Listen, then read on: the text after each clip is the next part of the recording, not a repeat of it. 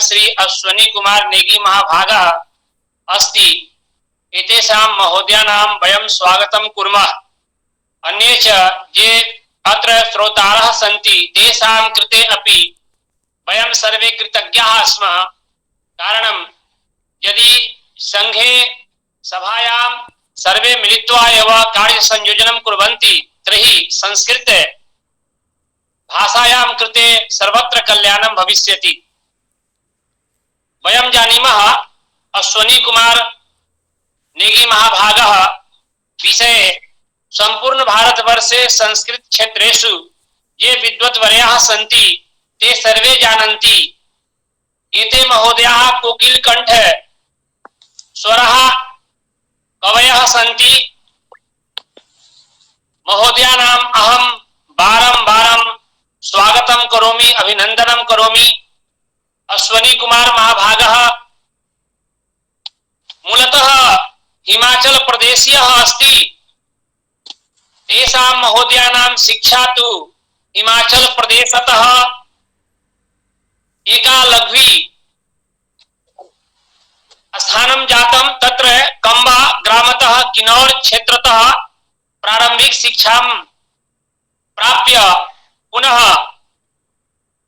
स्नातक शिक्षा कृते सनातन धर्म संस्कृत महाविद्यालये चंडीगढ़ नगरे एव अवस्थितं जातं। ततः तु स्नातक शिक्षां स्वीकृतवन्तः। अनन्तरम् एव स्नातकोत्तर शिक्षा कृते पंजाब विश्वविद्यालयतः होशियारपुर महाविद्यालयतः ते महोदयाः शिक्षाम् अधिगृहीतवन्तः। पुनः विविध प्रतियोगितायां, संस्कृत प्रतियोगितायां, गीत प्रतियोगितायां, श्लोक उच्चारण प्रतियोगितायां एतेषां महोदयानां बहुवारं तत्र प्रतिभागिताः सन्ति।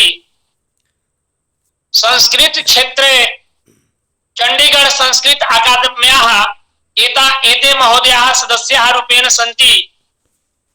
डिपार्टमेंट रिप्रेजेंटेटिव विश्वविद्यालयस्य प्रतिनिधि रूपेण संस्कृत शिक्षायाः कृते एते महानुभावः एक वर्षीय पर्यन्तम् एव नियुक्तो आसीत्। पुनः एतेषां महोदयानां क्रीडा क्षेत्रेषु दीर्घकूर्दनं, लॉन्ग जंप, हाई जंप, उच्च कूर्दनम, तर्हि शत्रु घातक प्रतियोगिता, भाला फेंक इत्यादि प्रतियोगितायाम् एते महोदया प्रतिभागं गृहीतवन्तः। अनन्तरं धावन प्रतियोगितायाम् अपि एतेषां महोदयानां कृते बहुवारं भागम् अधिगृहीतवन्तः। मिल्खा सिंह विषये वयं सर्वे जानीमः। मिल्खा सिंह महोदया नाम एते महोदयः अनुकरणीयं कृतं धावन प्रतियोगिता मध्ये अपि स्वकार्यं कृतवन्तः। दिल्ली यूनिवर्सिटी, दिल्ली विश्वविद्यालयतः नाटक कार्यक्रमेषु भागं स्वीकृतवन्तः। अनन्तरमेव सीटीईटी, एचपीटीईटी, यूजीसी नेट मध्ये अपि सः अंकं लब्धं कृतवन्तः। अनन्तरं 18-20 वर्षेभ्यः केंद्रीय विद्यालय भीखीविंड पंजाब राज्ये महोदयः संस्कृत शिक्षक रूपेण कार्यं कुर्वन्ति एतदर्थम् अहं बारं अभिनन्दनं करोमि, स्वागतं करोमि महोदयानां कृते। धन्यवादः। बहुत बहुत धन्यवाद श्री गौरीशंकर चौधरी जी। हमारे आज के जो विशिष्ट अतिथि श्री अश्विनी कुमार नेगी जी, जो मूलतः किन्नौर के निवासी है और उन्होंने अपनी शिक्षा दीक्षा पहले हिमाचल से प्रारंभ की। उसके पश्चात जैसा गौरीशंकर चौधरी जी ने हमें बताया कि पंजाब विश्वविद्यालय से और उसके पश्चात राष्ट्रीय संस्कृत संस्थान बलाहार से बीएड करने के पश्चात उन्होंने जीवन के हर क्षेत्रों में, जैसे कोई चाहे खेल विदा हो या कोई साहित्य कला, हर क्षेत्र में उन्होंने अपनी उपलब्धियों को हमारे समक्ष यहाँ पर गौरीशंकर चौधरी जी ने प्रस्तुत किया। तो अब मैं आज के हमारे जो मुख्य अतिथि श्री अश्विनी कुमार नेगी जी है, उनसे आग्रह करना चाहता हूं कि वह हमारे इस वर्चुअल माध्यम से आयोजित होने वाली मीटिंग के मंच पर आए और अपने उद्बोधन से हम सबको अनुग्रहित करें। श्री अश्विनी कुमार नेगी जी। जी बहुत बहुत धन्यवाद अनिल जी, और समस्त विद्वत जनों को, धन्यवाद सरस्वती उपासकों, ज्ञानी जनों को, सुधी जनों को मेरा प्रणाम। बहुत ही मन में प्रसन्नता भी हो रही है कि आज ये सौभाग्य व्याख्यान का मुझे दायित्व दिया गया है। तो महत् सौभाग्यम वर्तते, मम महत् सौभाग्यम अस्ति। कि जो अनिल जी ने कहा कि व्याख्यान के लिए आप ही तैयार हो जाइए, तो मैं कहा सेवा है ये भी। चलिए, आज का व्याख्यान मुझे दिया गया है, तो कोशिश करूँगा मैं अच्छे से इसे बताने की, जो टॉपिक दिया गया है। तो आशा करता हूँ कि आप लोगों को बखूबी समझ आ जाएगा अच्छे से। संक्षेप रूप में कहूँगा। आज का मेरा टॉपिक जो है वो है स्वाध्यायान मा प्रवदितव्यम। स्वाध्याय में प्रमाद नहीं करना चाहिए। अब जैसे ही हमने देखा कि स्वाध्यायान मा प्रमदितव्यम, कि स्वाध्याय में प्रमाद नहीं करना चाहिए, तो सबसे पहले हमें ये पता होना चाहिए कि स्वाध्याय क्या है। स्वाध्याय क्या है? सबसे पहले स्वाध्याय के विषय में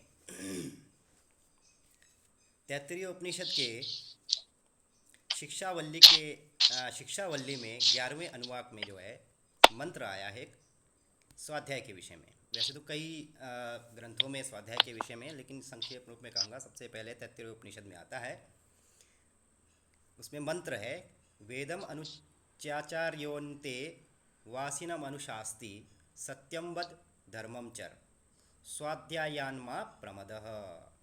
पूरा मंत्र बोलता हूँ मैं। इसके आगे है पूरा मंत्र, आचार्याय प्रियम धनम आहृत्य प्रजानन्तुम मा व्यवच्छेसी सत्यान्न प्रमदितव्यम धर्मान्न प्रमदितव्यम कुशलान्न प्रमदितव्यम भूत्यैन प्रमदितव्यम स्वाध्याया प्रवचनाभ्याम न प्रमदितव्यम। ये तैत्तिरीय उपनिषद के शिक्षावल्ली अनुवाक नंबर 11 के पहला मंत्र है ये, जिसका अर्थ है कि वेद के शिक्षण के पश्चात जो है आचार्य, जो गुरुजन होते हैं, शिक्षक हैं। वैदिक काल में आचार्य कहा जाता था। आचार्य, शिक्षक, उपाध्याय इन नामों से जाने जाते थे। तो शिक्षक जो आचार्य होते थे वो आश्रमस्थ शिष्यों को, जो आश्रम में अपने शिष्यों को पढ़ाते थे, शिक्षा प्रदान करते थे, उनको अनुशासन सिखाते थे। तो उसी अनुशासन को सिखाते हुए क्या अनुशासन सिखाते थे? सबसे पहले कि सत्य बोलो, धर्म सम्मत कर्म करो, स्वाध्याय के प्रति प्रमाद मत करो। एक ये शब्द आया है, स्वाध्यायान मा प्रमदितव्यम मा प्रमदः। तो एक शिक्षा ये भी दिया जाता था कि स्वाध्याय के प्रति प्रमाद मत करो, आचार्य को जो अभीष्ट हो वह धन भिक्षा से लाओ।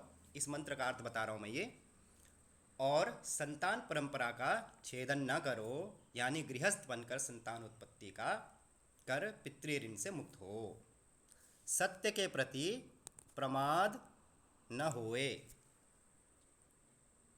सत्यान्न प्रमदितव्यम, मतलब सत्य के प्रति प्रमाद अर्थात भूल न होए। धर्मान्न प्रमदितव्यम,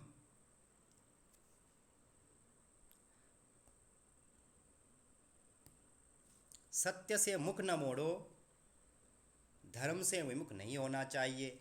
अपनी कुशल बनी रहे और ऐसे कार्यों की अवहेलना न की जाए।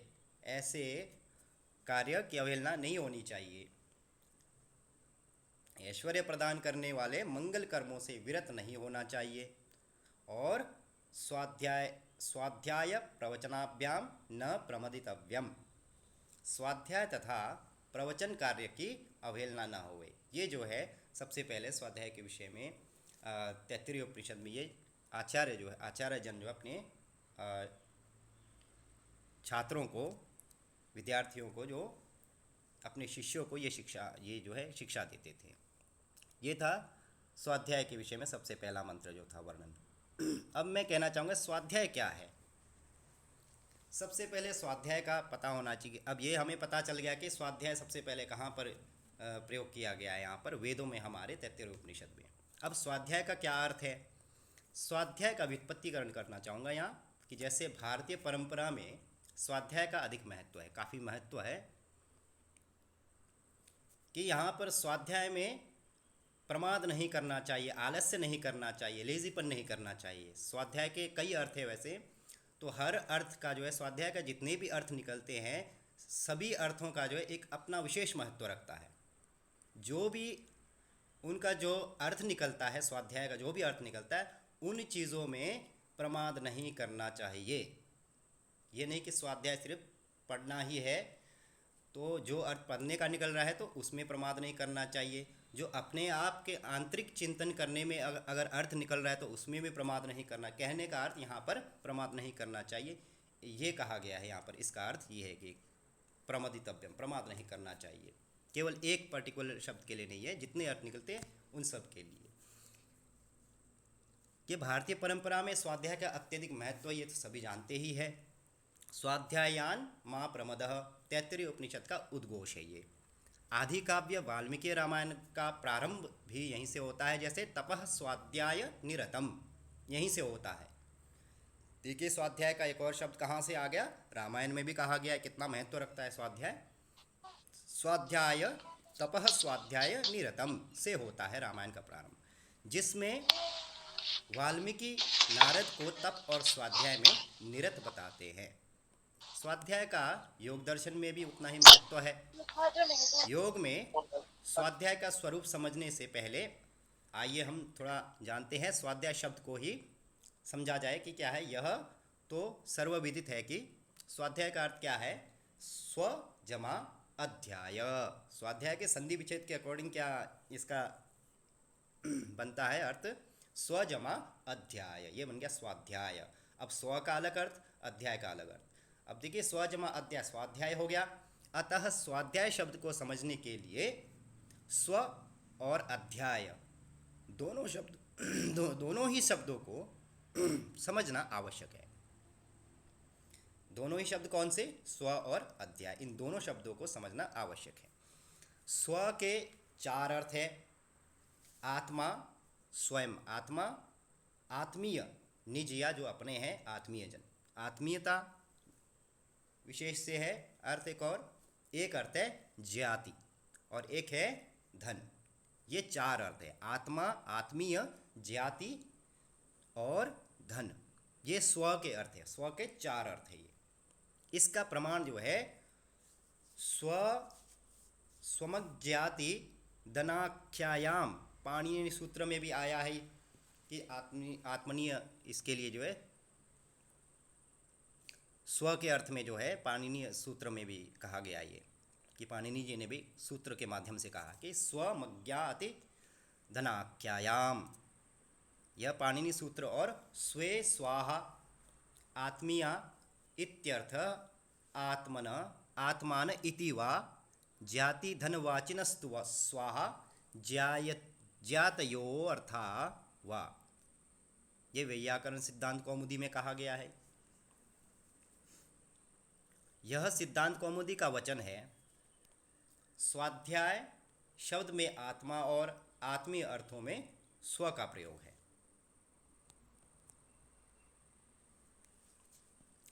क्या है, स्वाध्याय शब्द में क्या है, आत्मा और आत्मीय अर्थों में जो स्व का प्रयोग है, उसमें जो है अध्याय शब्द का प्रयोग सामान्यतः किसी ग्रंथ के भाग विशेष जो चैप्टर है उसके अर्थ में होता है। अध्याय का आपको पता ही है, जैसे हम बोलते हैं प्रथम अध्याय, द्वितीय अध्याय, तो अध्याय ज़्यादातर चैप्टर जो एक अध्याय जो पाठ विशेष से लिया जाता है, इस अर्थ में होता है अध्याय शब्द का प्रयोग सामान्यतः ग्रंथ के भाग विशेष में। यह भास्कराचार्य विरचित सिद्धांत ये जैसे भास्कराचार्य विरचित सिद्धांत शिरोमणि के चतुर्थ भाग का नाम है गोल अध्याय।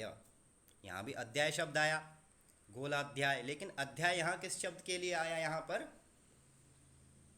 चैप्टर अर्थ में आया है। गोल अध्याय अकर्तरी चकार के संज्ञायाम पाणिनि सूत्र में इसके माध्यम से बताया गया। इस सूत्र से अधि उपसर्ग ई धातु से घय प्रत्यय लगकर जो है इसमें कर्म के अर्थ में हुआ है, कर्म के अर्थ में बन गया है। अधीयते इति अध्यायः, एक और अर्थ है अध्याय का अर्थ अधीयते इति अध्यायः, अर्थात जिसका अध्ययन किया जाए वह अध्याय है। अथवा इसी पाणिनीय सूत्र से अधिकरण में घय प्रत्यय हुआ है। घय प्रत्यय क्यों हुआ? कर्म के अर्थ में बताया अभी, तो इसलिए घय प्रत्यय हुआ यहाँ पर। अधीयते प्रकरण विशेषः अस्मिन् इति अध्यायः, अधीयते प्रकरण विशेषः अस्मिन् इति अध्यायः, अर्थात जिसमें प्रकरण विशेष का अध्ययन किया जाता है वह अध्याय है। परंतु स्वाध्याय शब्द में यह अर्थ नहीं है। यहाँ तो अध्याय शब्द का अध्ययन ही अर्थ है। अब देखिए अध्याय का अर्थ में यहाँ पर सारा डिफाइन कर दिया मैंने कि अध्याय का अर्थ जो है वहाँ पर चैप्टर विशेष से लिया गया था, लेकिन यहाँ पर जो स्वजमा अध्याय है यहाँ पर चैप्टर विशेष से नहीं है। तो ये बताने के लिए ये प्रत्ययों के माध्यम से, व्याकरण के माध्यम से बताया मैंने। तो लेकिन यहाँ स्वाध्याय में कौन सा अर्थ रहेगा? यहाँ पर चैप्टर वाला जो पाठ वाला अध्याय उस अर्थ में नहीं रहेगा स्वाध्याय के इसमें। तो यहाँ अर्थ अध्याय शब्द का अध्ययन ही अर्थ है। यहाँ पर यहाँ अध्याय का क्या अर्थ रहेगा? अध्ययन अर्थ रहेगा। तो अध्याय का तो वो चैप्टर वाला वो अध्याय नहीं लेना। तो यहाँ स्वाध्याय के माध्यम में अगर लिया जाता है ये अर्थ तो अध्ययन के अर्थ में लिया जाएगा। कैसे? अध्ययनम अध्यायः, यहाँ अर्थ बदल गया। देखिए अब स्वाध्याय के इसमें अध्ययनम अध्यायः, अर्थात अध्ययन की क्रिया को ही अध्याय कहते हैं, अध्ययन की क्रिया को ही अध्याय कहते हैं। देखिए बहुत अच्छी बात कही है। देखो भावे, जैसे पाणिनि सूत्र है, एक भावे सूत्र है, इस पाणिनि सूत्र से भाव अर्थ में जो है घय प्रत्यय स्वीकृत करने पर ऐसा अर्थ निकलता है। घय प्रत्यय लगने पर भाव अर्थ में जो है भावार्थक अर्थ में ऐसा अर्थ निकलता है। कौन सा अर्थ निकलता है? ये अर्थ निकलता है अध्ययन अर्थ निकलता है। मतलब अध्ययन क्या है? भाववाचक एक भाव अर्थ है ये अध्ययन। तो आगे इस तरह से अध्ययन अर्थ में हो गया, भाव अर्थ में। तो स्व का अर्थ हुआ आत्मा। अध्याय का तो मैंने बता दिया, अब दोबारा स्व में आते हैं। तो स्व का अर्थ हुआ आत्मा, आत्मा स्वयं आत्मा या आत्मीय जन, निज या अपना। और अध्याय का अर्थ हुआ अध्ययन। अब यहाँ पर दोनों मैंने स्व और अध्याय का दोनों डिफाइन कर दिया मैंने। स्व का अर्थ हुआ आत्मा या आत्मीय जन और अध्याय का अर्थ हुआ यहाँ पर अध्ययन। अब स्वाध्याय के तीन अर्थ है, आपको बताते हैं तीन अर्थ। देखिए क्या क्या है स्वाध्याय के तीन अर्थ है ये। नंबर एक है स्वस्य आत्मनः अध्यायः अध्ययनम स्वाध्यायः, मतलब स्वस्य आत्मनः अध्यायः अध्ययनम स्वाध्यायः, अर्थात स्वयं का अध्ययन। अध्ययन मतलब स्वयं का अध्ययन क्या करेंगे? स्वयं का अध्ययन हम कैसे करेंगे? हम अपने आप को हम कोई किताब की तरह थोड़ी पढ़ेंगे हम, नहीं। स्वयं का अध्ययन का मतलब ये है कि स्वयं का आत्म अनुसंधान करना, आत्मचिंतन करना, योग के माध्यम से, संध्या बंधन के माध्यम से, स्वाध्याय के माध्यम से, अच्छी पुस्तकों के स्वाध्याय के पढ़ने के माध्यम से, किसी भी माध्यम में, सात्विक माध्यम से अध्ययन करना ही, स्वयं का अध्ययन, आत्म अनुसंधान करना ही स्वाध्याय है। एक अर्थ ये निकल गया स्वाध्याय का। दूसरा अर्थ है स्वेन आत्मना अध्यायः अध्ययनम स्वाध्यायः। स्वेन आत्मना अध्याय अध्ययनम स्वाध्याय, अर्थात स्वयं के द्वारा अध्ययन, अपने आप कुछ पढ़ना, स्वयं के द्वारा कुछ अध्ययन करना, अपने आप कुछ पढ़ना, वही स्वाध्याय है। दूसरा अर्थ हो गया ये स्वाध्याय का। देखिए कितने अर्थ निकल रहे स्वाध्याय के। तो इस तरह से जितने भी अर्थ निकलते इसका अपनी ही विशेषता है। इन सब की स्वाध्याय की जितने भी अर्थ निकलते सबकी अपनी विशेषता है। दूसरा अर्थ आया कि अपने आप कुछ पढ़ना स्वयं द्वारा, स्वेन आत्मना, अपने आप, अध्याय अध्ययनम। तीसरा अर्थ है स्वस्य निजस्य अध्यायः अध्ययनम स्वाध्यायः। स्वस्य निजस्य अध्यायः अध्ययनम स्वाध्याय, अर्थात अपने किसी शास्त्र विशेष का अध्ययन ही स्वाध्याय है। जैसे शास्त्र विशेष का अध्ययन स्वाध्याय कैसे है? शास्त्र विशेष बोले तो जैसे कहीं पर साउथ में, उत्तरी भारत में या दक्षिण भारत में एक वेदों की शाखाएं हैं। कोई यजुर्वेदी है, कोई ऋग्वेदी है, कोई शुक्ल यजुर्वेदी है। तो इस तरह से अलग अलग शाखाओं का जैसे पठन पाठन होता है, अभी प्रचलन चलता है हर पूरे देश में अलग अलग। तो वो है कहने का अर्थ, उनका जो अध्ययन किया जाता है शास्त्र विशेष का अध्ययन, वही स्वाध्याय है। अर्थात अपने किसी शास्त्र विशेष का अध्ययन करना ही स्वाध्याय है। ये तीसरा अर्थ। यथा जैसे अपनी वेद शाखा के अध्ययन को भी स्वाध्याय कहते हैं। अभी कहा मैंने जैसे वेद शाखा, अलग अलग शाखाओं का पठन पाठन होता है अभी भी, तो यह अपनी वेद शाखा के अध्ययन को भी स्वाध्याय कहते हैं। ये तीन अर्थ हो गए। अब आइए योग दर्शन में क्या कहा गया है, स्वाध्याय के स्वरूप को समझते हैं। योग दर्शन में साधनपाद के प्रथम सूत्र में श्री पतंजलि जी ने कहा है कि तपः स्वाध्यायेशः वर प्रणिधानानि क्रियायोगः, योग सूत्र 2.1 में कहा है। अर्थात तप, स्वाध्याय और ईश्वर प्रणिधान, तपः स्वाध्यायेश्वर प्रणिधानानि क्रियायोगः, योग सूत्र में कहा है।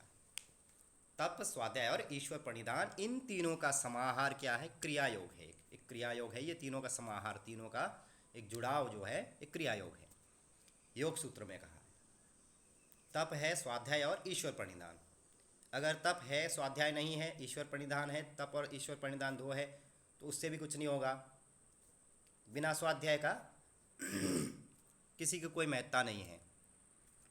तो स्वाध्याय को इसमें विशेष स्थान दिया गया है कि तप कीजिए, उसके बाद स्वाध्याय, उसके बाद ईश्वर प्रणिधान। तो इस तरह से क्रिया इसका समाहार किया गया है योग की प्राप्ति के लिए, स्वाध्याय को स्थान दिया गया। स्वाध्याय का अर्थ यहाँ योग में यही लिया गया है कि वेदों का पाठ करना, सात्विक ग्रंथों का पठन पाठन करना, ये अर्थ है इस योग में, कोई अलग अर्थ नहीं है।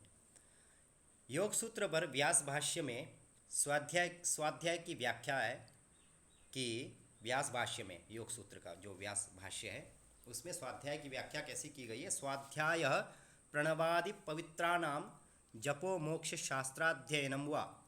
अर्थात स्वाध्याय अर्थात जो प्रणव आदि, ओम आदि जो पवित्रीकरण है, पवित्र जो मंत्र है, उनका जाप अथवा मोक्ष शास्त्र का अध्ययन है। यहाँ पर स्वाध्याय का क्या लिया गया है यहाँ पर? अब देखिए योग में देखिए स्वाध्याय का अर्थ थोड़ा सा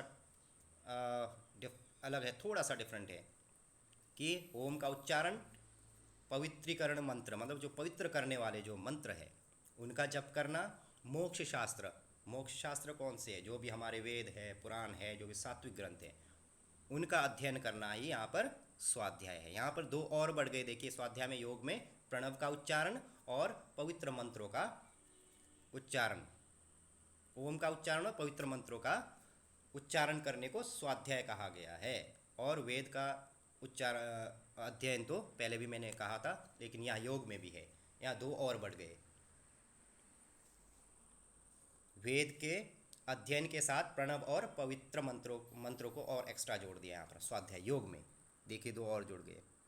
तो ये यहाँ पर योग में स्वाध्याय का अर्थ बताया गया, प्रणव, पवित्र मंत्र और मोक्ष शास्त्रों का अध्ययन ही स्वाध्याय है। अब देखिए आया ना अध्ययन शब्द का स्वाध्याय की व्याख्या में। अब देखिए अध्ययन शब्द स्वाध्याय की व्याख्या में आया, पीछे कहा ही है कि अध्ययनम अध्यायः, कि अध्ययन ही करना ही अध्याय है। व्याकरण शास्त्र के बिना योग दर्शन भी नहीं सदेगा।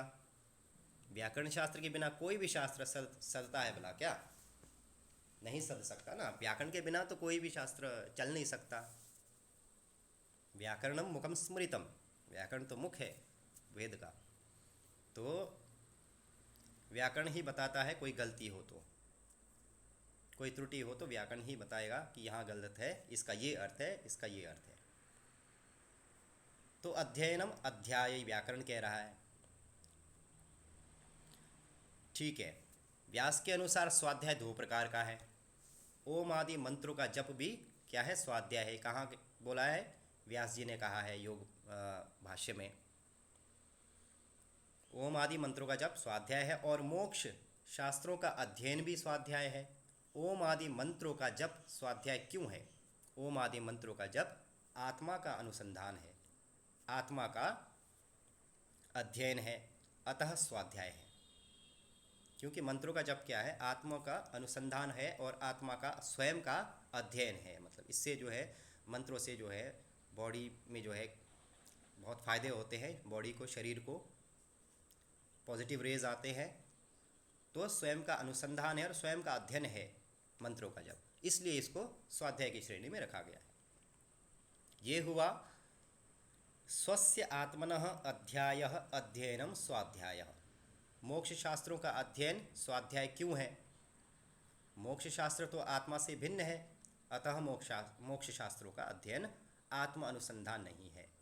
तो यहाँ दूसरा अर्थ लेना होगा। मोक्ष शास्त्र गुरु से सुनने के पश्चात परिपक्व करने के लिए, उसे सही करने के लिए और निखार लाने के लिए एकांत में स्वयं को पढ़ा जाता है, आत्मचिंतन किया जाता है। अतः मोक्ष शास्त्र का स्वयं अध्ययन ही स्वाध्याय है। मोक्ष शास्त्र मैंने बताया कौन कौन से शास्त्र है, सात्विक शास्त्र कोई से भी है, हमारे वेद पुराण है, तो वो उन मोक्ष शास्त्रों का स्वयं अध्ययन करना है, क्या है, स्वाध्याय है। ये हुआ स्वेन आत्मना अध्यायः अध्ययनम स्वाध्यायः। स्वयं जो है खुद से कुछ पढ़ना, ग्रंथों का पठन पाठन करना, वही स्वाध्याय है। और अपनी वेद शाखा का अध्ययन, वेद तो परम शास्त्र है, ब्रह्म वैवर्त पुराण का वचन है। ब्रह्म वैवर्त पुराण में कहा गया है कि नास्ति वेदात् परम शास्त्रम, और वेद मोक्ष शास्त्र भी है ही, क्योंकि वेद ज्ञान का साधन है। वेद शब्द की व्युत्पत्ति आप जानते ही हो सभी विद्वत जन लगभग, विद ज्ञाने धातु से है, ज्ञान अर्थ में। यहाँ मैं एक ही वर्णन कहूँगा, ज़्यादा लंबा चला जाएगा ये। वेद ज्ञान अर्थ में ही ज़्यादातर लिया जाता है यहाँ पर। व्युत्पत्ति ही विद ज्ञाने धातु से है वेद शब्द की, और ज्ञान के बिना मुक्ति नहीं है। ऋते ज्ञानान्न मुक्ति ही, प्रत्यक्ष और अनुमान से परे उपायों का भी बोध वेद ही कराते हैं। जैसा सायण आचार्य जी कहते हैं, तैत्तरीय संहिता के भाष्य में कहते हैं, प्रत्यक्षेणानुवित्या वा यस्तुपायो न बुध्यते एतम विदन्ति वेदेन तस्माद् वेदस्य वेदता। अतः अपनी वेद शाखा का अध्ययन तो परम मोक्ष शास्त्र का अध्ययन होने से परम स्वाध्याय है ही। ये हुआ स्वस्य निजस्य अध्याय अध्ययनम स्वाध्याय का अर्थ हो गया ये। तो इस तरह से ये तीनों अर्थ को बताया गया है कि स्वयं के द्वारा कुछ पढ़ना, स्वस्य अध्ययनम अध्याय, आत्म अनुसंधान करना, ये अर्थ भी हो गया। अपने आप से कुछ पढ़ना, ये भी हो गया दूसरा अर्थ। अपने किसी शास्त्र विशेष, शाखा विशेष, वेदों की किसी शाखा का अध्ययन करना स्वाध्याय। तीन स्वाध्याय, तीन अर्थों का पूरा डिटेल में यहाँ वर्णन किया गया। और स्वाध्याय तो ये हो गया। अब स्वाध्याय के क्या क्या लाभ है, क्या महत्व है स्वाध्याय के?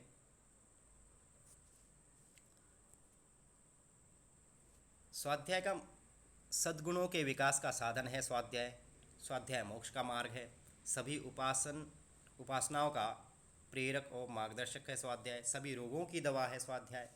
रोगों की दवा कैसी है? लगभग सभी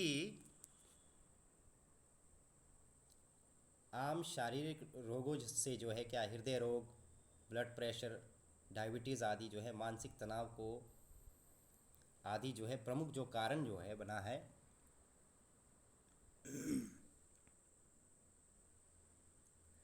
डायबिटीज़ आदि कई बीमारियां जैसे लग जाती है, तो वर्तमान शिक्षा पद्धति में भी बढ़ती प्रतिस्पर्धा की भावना जो है एवं आधुनिक जीवन शैली भी मानसिक रोगों में वृद्धि का एक प्रमुख कारण है। शिक्षाप्रद एवं धार्मिक पुस्तकों के स्वाध्याय से क्या होता है, मानसिक शांति मिलती है, हृदय गति का संतुलित होना, जीवन की समस्याओं से बहादुरी से लड़ने में की प्रेरणा मिलती है, ईश्वर में विश्वास आदि बातों से जो मानसिक तनाव को समाप्त करने की काफ़ी योगदान प्राप्त होता है। तो इसलिए जो स्वाध्याय को सभी रोगों की दवा कहा गया है। स्वाध्याय को आम जनता के दैनिक जीवन में शामिल करने की आवश्यकता है। सांप्रदायिक सद्भाव के विकास का माध्यम भी स्वाध्याय है। तो इस तरह से कुछ विद्वानों ने जो स्वाध्याय के विषय में कुछ पंक्तियां कही है कि जितना पुण्य धन धान्य से पूर्ण इस पृथ्वी को दान देने में मिलता है, उसका 3 गुना पुण्य तथा उससे भी अधिक पुण्य स्वाध्याय करने वाले को मिलता है। ब्राह्मण का स्वाभाविक कर्म स्वाध्याय है। जिस दिन वह स्वाध्याय नहीं करता, उसी दिन वह ब्राह्मणत्व से पतित हो जाता है। शतपथ ब्राह्मण में कहा है। अच्छी पुस्तकें जीवंत देव प्रतिमाएं हैं जो उपयोग करने पर तुरंत प्रकाश एवं उल्लास प्रदान करती है। स्वाध्याय करना घर बैठे सत्संग करना ही है। सत्संग में माध्यम व्यक्ति होता है, स्वाध्याय में माध्यम पुस्तक होती है। ये आचार्य श्री राम जी ने कहा है। वेद शास्त्रों में श्रम का सबसे बड़ा महत्व है। हर एक को कुछ न कुछ श्रम नित्य प्रति करना ही चाहिए। इस श्रम से क्षेत्र में स्वाध्याय ही सबसे बड़ा श्रम है। योग भाष्यकार व्यास जी ने भी कहा है। तो इस तरह से गीता में भी कहा है कि इस संसार में ज्ञान से बढ़कर कोई श्रेष्ठ पदार्थ नहीं है। महर्षि वेदव्यास जी ने भी कहा है, स्वाध्याय युक्त साधना से ही परमात्मा का साक्षात्कार हो सकता है। महात्मा गांधी जी ने भी कहा है, स्वाध्याय से बढ़कर आनंद कुछ नहीं। मुझे नर्क में भेज दो, वहाँ भी स्वर्ग बना दूंगा यदि मेरे पास अच्छी पुस्तकें हो। योग वशिष्ठ में भी कहा गया है, अविद्या का आधा भाग सत्संग से नष्ट हो जाता है, चौथाई भाग शास्त्रों के स्वाध्याय से, एवं शेष चौथाई स्वयं के पुरुषार्थ से नष्ट हो जाता है। बहुत बहुत धन्यवाद। इसी के साथ इस स्वाध्याय का ये पड़ाव संपूर्ण हुआ। इतना ही वक्तव्य था, थोड़ा ज़्यादा समय ले लिया मैंने, क्षमा चाहता हूँ। बहुत बहुत धन्यवाद जी, बहुत बहुत धन्यवाद। बहु उत्तमम महोदय। जी धन्यवाद जी। भवतां व्याख्यानं श्रुत्वा वयं सर्वे कृतज्ञाः स्मः। धन्यवाद।